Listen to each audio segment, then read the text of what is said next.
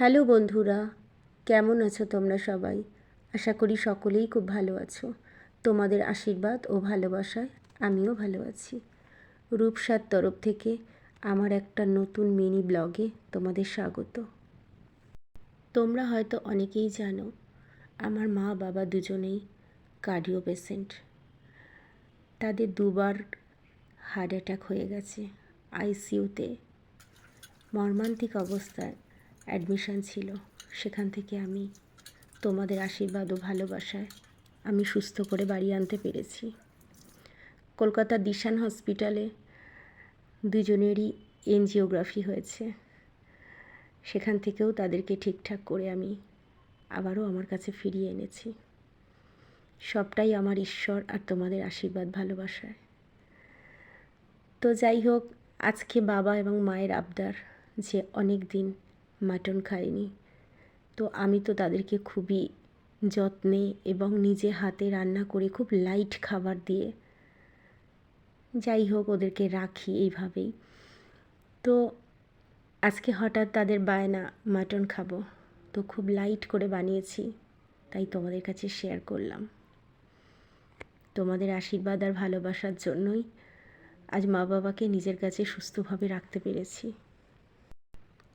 আমি ব্যক্তিগতভাবে একটা কাজের সঙ্গে যুক্ত, সেটাও তোমাদের সাথে শেয়ার করব আস্তে আস্তে।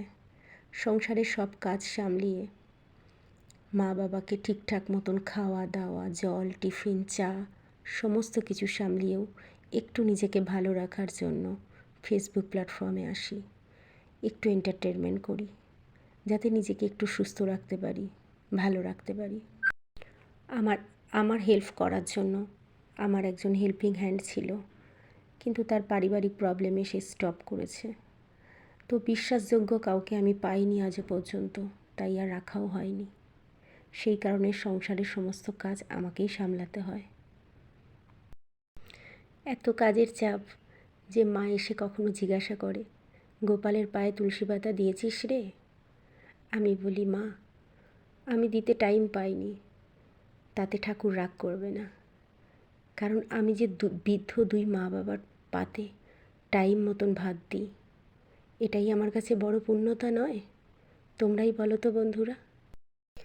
কখনো বাবার চোখ অপারেশান, কখনো মায়ের চোখ অপারেশান, কখনো বাবার দাঁত তোলা, কখনো মায়ের চোখের ডাক্তারখানায় নিয়ে যাওয়া, কখনো মায়ের অ্যালার্জির প্রবলেম সেখানে নিয়ে যাওয়া, কখনো মায়ের সাইকোলজি একটু প্রবলেম আছে সেখানে নিয়ে যাওয়া।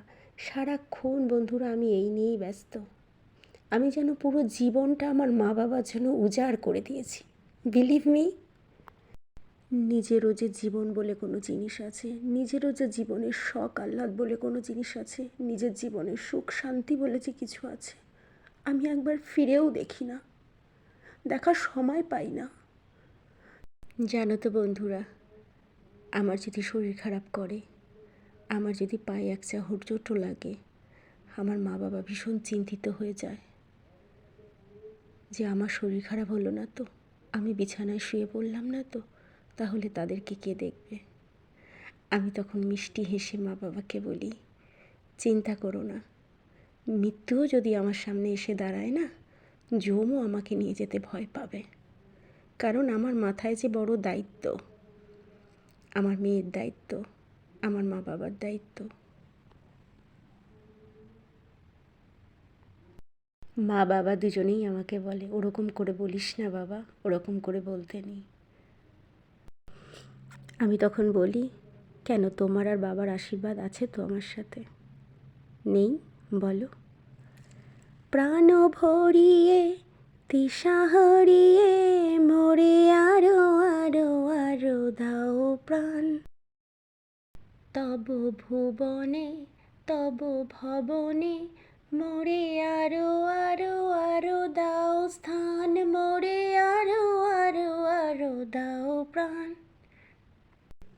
এই তো জীবন বন্ধুরা। লোকে তীর্থস্থান যায়, কত জায়গা ঘুরতে যায়, বেড়াতে যায়। আমার ইচ্ছা হলেও আমি মা বাবাকে ছেড়ে কোথাও যেতে পারবো না। টাটা বন্ধুরা, ছোট্ট লাইফস্টাইল শেয়ার করলাম। ভালো লাগলে কমেন্টস করো, পাশে থেকো। বাই।